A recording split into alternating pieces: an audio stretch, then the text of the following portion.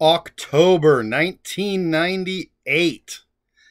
I'm still working at Frame Art Galleries as a picture framer, still in Woodmere, which is way too far away for my liking. 45-minute to 60-minute drive to and from work. But I love the work. And while I was doing that, I was also reading a bunch of stuff. That's it. I don't have any other anecdotes or anything from this time. So we're going to dive right into the books. And the first book that I read in October 1998 was Fantastic Four: Countdown to Crisis by Pierce Askegren. I don't know how you pronounce that name. In this book, the Mad Thinker, with the help of the Red Ghost and his super apes, trying to take over the world, as supervillains do.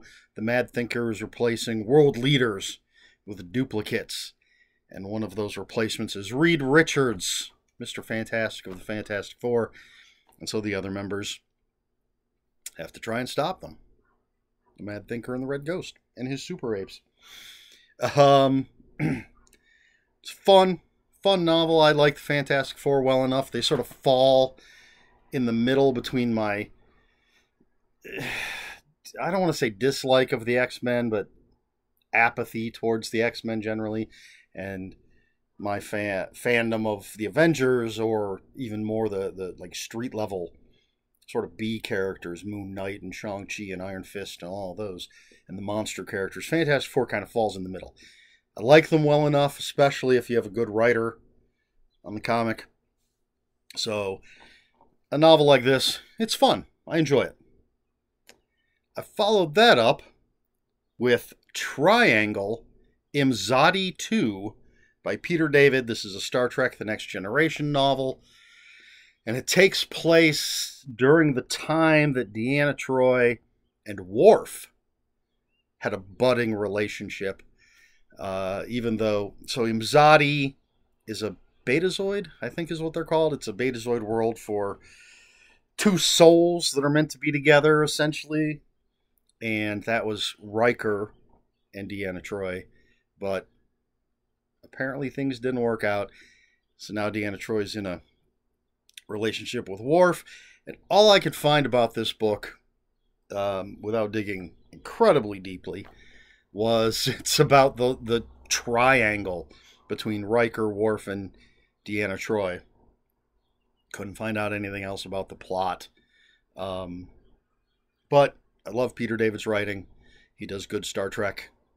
I like the characters, so I assume I enjoyed it. Now, the third book that I read in October of 1998. I didn't have to look this up. I really, really, really wish I had a copy of this book. I'm going to have to find one somewhere. I love this book. It is The Axe by Donald E. Westlake. And in this book, I don't know that I'm going to be giving anything away here, but basically, the main character, the narrator of the story, is this guy who's been laid off from his job. I don't remember what the job is, but he's been laid off. And he realizes, as he's looking for a new job, that there are always one or two people, or three or four, however many, that are either better qualified or better at job interviews. 1, 2, 3, 4 people that are going to get a job in his field before he does. And so he makes up a list of all of the people he believes would get a job before he does and makes a plan to take them out.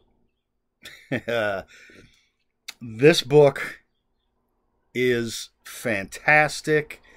The narrator, the main character, tells the story well. There's great suspense. There's action. I don't want to spoil any more. I mean, that's the premise, is all I've given you. It might even be what's on the back cover copy or the inside flap, whatever. But such a great story. Absolutely fantastic. I love it. The Axe, Donnie D. Westlake. Highly recommend it if you can find it. Next up, we have Pure Drivel by Steve Martin. And this is basically a collection of articles that he wrote for The New Yorker. Yes, The New Yorker. So just comedic observations about things. I'm a big Steve Martin fan. It's funny stuff. Then we're going to get into some weird stuff here. As She Climbed Across the Table by Jonathan Lethem. Probably best known as the author of Motherless Brooklyn, which was made into a movie with Edward Norton, if I'm not mistaken. I've not seen the movie. I read the book. I'm a big fan of his first novel, Gun with Occasional Music.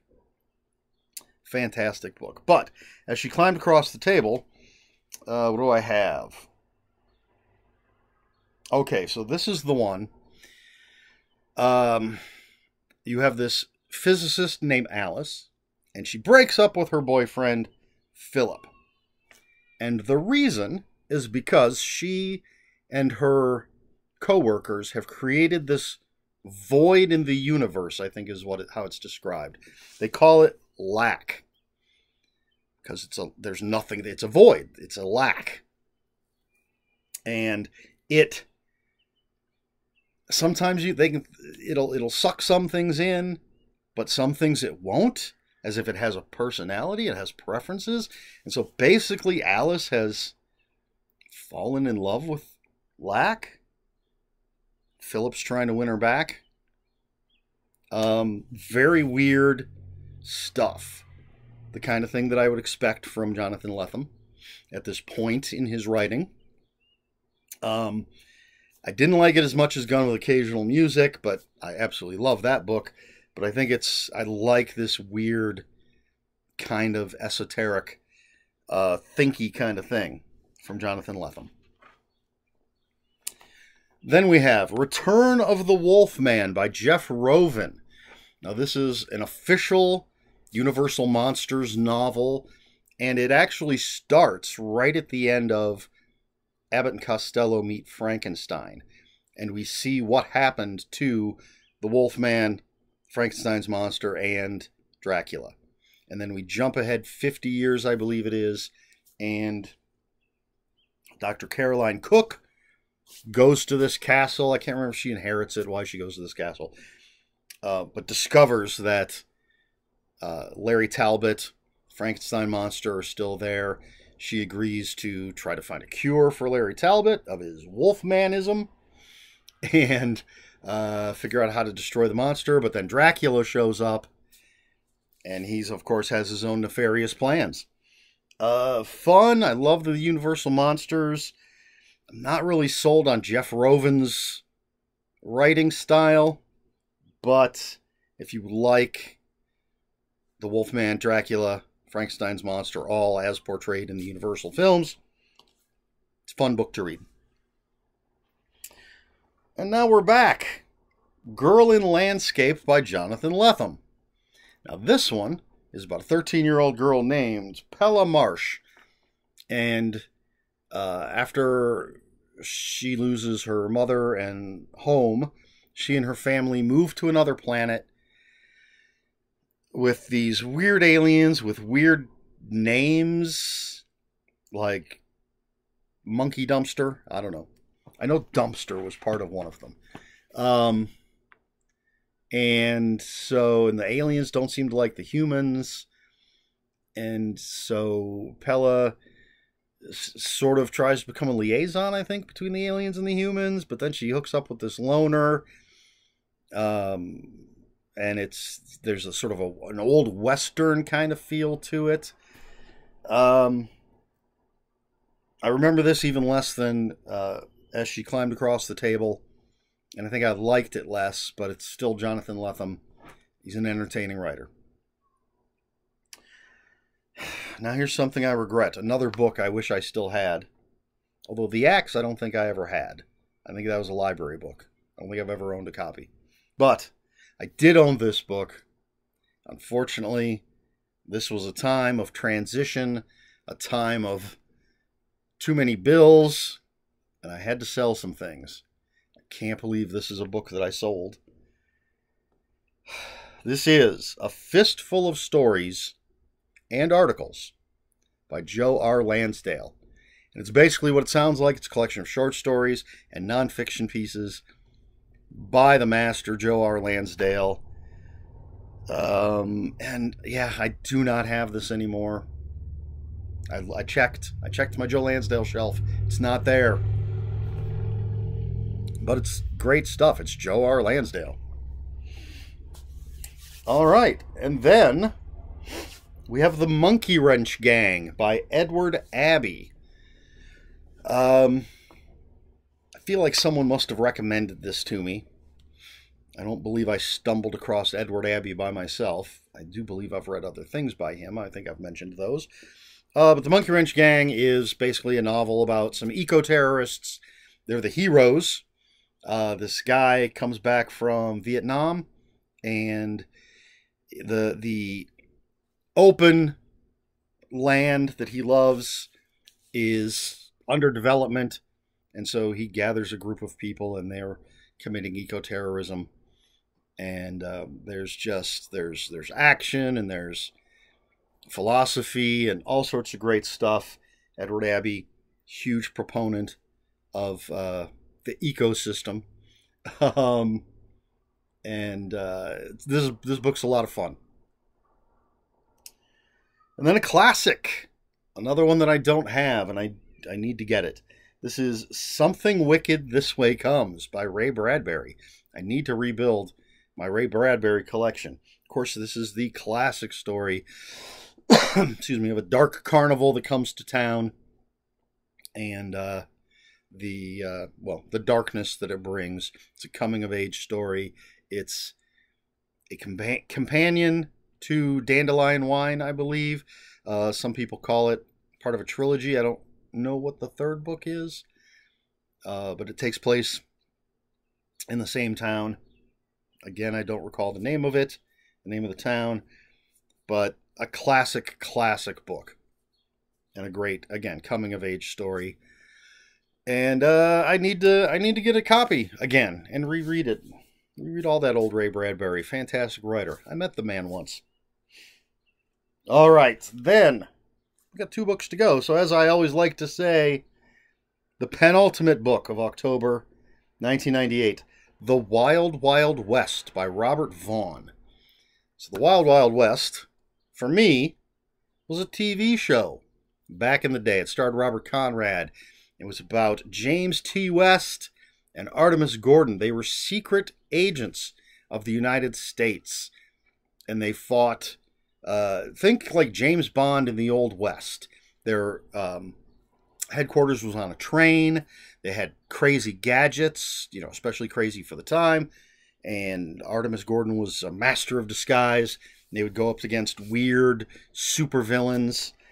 And the show, every commercial break was a cliffhanger. And it had a great theme song. It had great aesthetics. And right before the commercial break, it would be that cliffhanger. And it would freeze frame and sort of become an illustration. And there was this sort of mosaic picture, and each piece would be filled in with this freeze frame illustration at each cliffhanger commercial break. It was really cool. So anyway, and now I've never seen the Will Smith movie. I hear it's horrible. I have seen scenes from it, and it looks horrible. But this is a novel, the first of 3, I believe, based on the TV show. And so you've got a bad guy, T. Marcus Cosgrove, who wants to become a dictator in this section of the Old West in the United States. And James West and Artemis Gordon have to stop him. And it's got the crazy gadgets and the disguises and the death traps and all of that stuff. Again, just think James Bond, especially pre-Daniel Craig James Bond, but the good ones, but in the Old West. So that's The Wild Wild West, Robert Vaughn. Fun stuff. I love that TV show. And then the last book that I read in October of 1998 was X-Men and Spider-Man, Time's Arrow, Book 1, The Past, by Tom DeFalco and Jason Henderson. And basically, an old photograph is found that shows Spider-Man and Gambit in the Old West. And so modern day Spider-Man and the X-Men have to figure out what the hell's going on. They're going to travel back in the past because the photograph has a note that says, help. And Kang basically is trying to destroy all timelines because that's what Kang does. He's a bastard. I love the character, though. Haven't seen the new Ant-Man movie with Kang in it yet, but in the comics, I've always liked the character Kang with all the time travel and stuff. So this is a lot of fun. Big Spider-Man fan. X-Men, meh. But you throw them together, and I do like Gambit. Bishop's in this. Bishop, I can take him or leave him. But I do like the whole shenanigans with time travel and the past. And of course, spoilers, Book 2 is going to be the present, and Book 3 is going to be the future. But it was a lot of fun. Did I say it was Tom DeFalco and Jason Henderson? Just in case I didn't, I did now. But that's it. That is everything that I read in October of 1998. I think it's a good mix. I mean, we got some comic book stuff. We got some science fiction stuff. We got some pretty heady science fiction stuff. We got some horror. We got a Western. And an eco-terrorist comedy political thriller. I don't know if thriller's the right word. All sorts of wild stuff. And then The Axe by Donald E. Westlake. Absolutely, I would say, even with a Joe Lansdale book in here, I would say of all this stuff, The Axe is my favorite of everything I read in October of 1998. So there you have it. I didn't think of a question beforehand because I'm just not that smart, apparently. So, looking at this... Okay, how about this? I don't know how well this question is going to go over. Is there an author whom you have read who, in your opinion, their books, they started out strong, really great, and then as you read their successive books, they just there seem to be diminishing returns. Maybe highs and lows, a little bit. Can't say. Or I can say, actually, in this case, because with Jonathan Lethem, absolutely love Gun with Occasional Music. As she climbed across the table, whatever it was. I already closed the notebook. I'm going to look it up again. I liked it, but not nearly as well as she climbed across, or Gun with Occasional Music. And then the next one, did not like it as much as the previous two. But I did like Motherless Brooklyn, which we'll eventually get to. I liked that. That one like bumped up again. But for the most part, it was kind of diminishing returns for me. And then, all right, I had another person right at the top of my brain that was the same thing. And now I can't remember who it was, because I was talking about Jonathan Lethem. But there was somebody else that I like absolutely loved their first book. Oh, Chuck Palahniuk. Not sure how you say his name. But Fight Club. I loved Fight Club. And then, was it Survivor? Was the next one that was okay. And then Invisible Monster. I'm doing this off the top of my head. We'll get to all of them eventually. Was okay. And then I think... And then Choke and Lullaby kind of brought him back up again. But for me, from Fight Club, it was sort of down, diminishing returns. I haven't read any of his stuff in a long, long time. But so is there any author that you can think of that has had that effect for you? Great debut, or at least great first book that you read, and then everything subsequent from that seemed to just get a little, I hate to say worse, because none of them are bad in the two cases that I've brought up. I just didn't like them as much. But let me know your thoughts in the comments below. And if you have any comments, questions, corrections, please put those in the comments below. Comments are open for spoilers. Just post a spoiler warning. We try to be polite here on my channel. Please like, share, and subscribe. All the usual YouTube stuff. If you'd care to follow me on other social media, my Twitter still is at Ronan5757. My Instagram, where I post pictures of books, comic books, board games, and fuzzy animals, is Eric Smith 5757. That's Eric with a K, ERIKSMITH 5757. That's all I have for you this week. So until next week, read more books.